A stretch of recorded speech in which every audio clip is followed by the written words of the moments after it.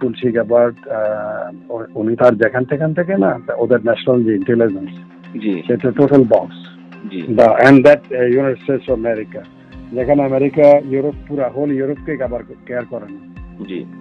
অনেক কিছু মাথায় রাখতে হবে এখানে। আমি একটা দিলাম, একটা বলে দিলাম এই চাই এইসব, এগুলো হলো আমাদেরকে আই ওয়াশ করানো। এগুলি হচ্ছে আপনার you have to diplomatically you have to handle. Statement দেওয়াটা কোনো বিষয় না, স্টেটমেন্ট দেওয়াটা আই ওয়াশ, মানুষকে জানানো যে আমরাও উত্তর দিছি, একটা দিছি আমরাও ভালো, এরকম প্রেজেন্ট। তো এটার থেকে এটা হলো আমাদের এক ধরনের, আমি বলবো যে এটা ডিপ্লোম্যাটিক ফেল।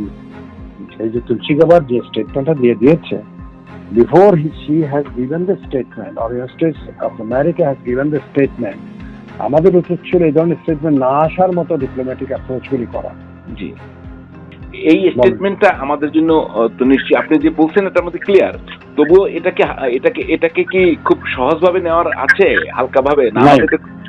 হালকাভাবে নেই। যখন ইউনাইটেড স্টেটস অফ আমেরিকা বলে যে we are very serious about the Bangladesh ongoing situation, that means it's a serious message they are communicating to the Bangladesh authority.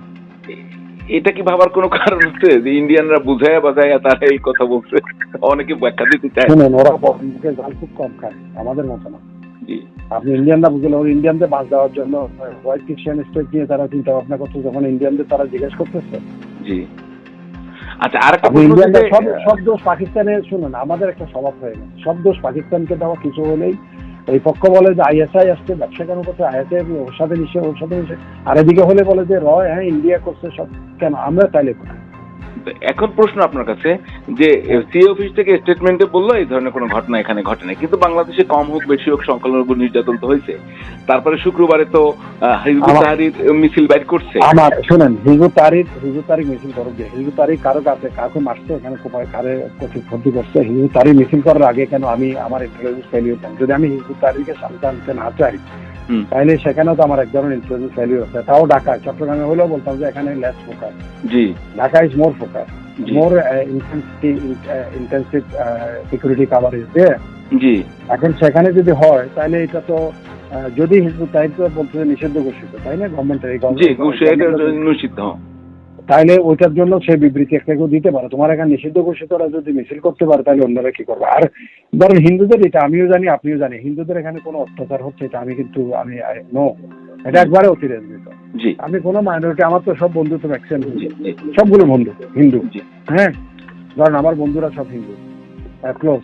কারোর সাথে কোনোদিন আমার সাথে তো আমরা ইফতারি খাইতে একসাথে বসে গল্প হাসাহাসি আড্ডা যত দেওয়ার সব নিচ্ছি, খেলাধুলা করতেছি একসাথে। তো এখন আপনি সেটা ইজ এ এক্সাজারেশন। কিন্তু এখানেই আমি বলতেছি এটা আমাদের কূটনৈতিক ব্যর্থতা।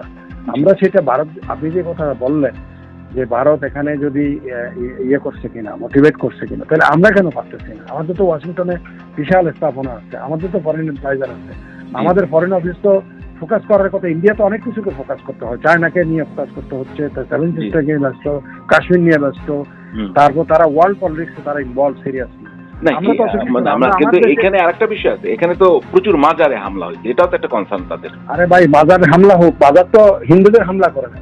না, আমি সেইটা বলছি না যে এইগুলো আমাদের অ্যাড্রেস করতে হবে না, খালি স্টেটমেন্ট দিলেই হবে, আমি সেটাই বলছি না।